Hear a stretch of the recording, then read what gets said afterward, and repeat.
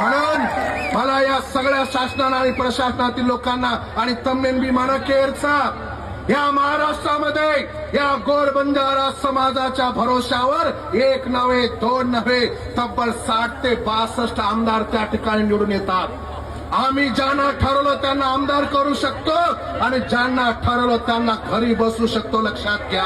म्हणून या सगळ्या आमदार आणि खासदारांना मी सांगू इच्छितो की तुम्ही फक्त लेखी पत्र देऊन समर्थनात आमचं भागणार नाहीये। तुमची जागा फक्त भाषण करून आम्हाला समाधान करण्याची नाहीये।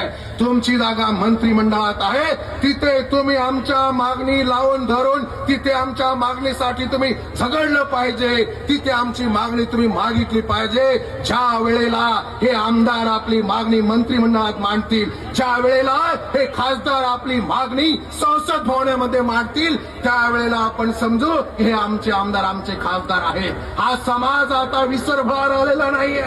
या समाजाला दूध केला समजू नका तुम्ही।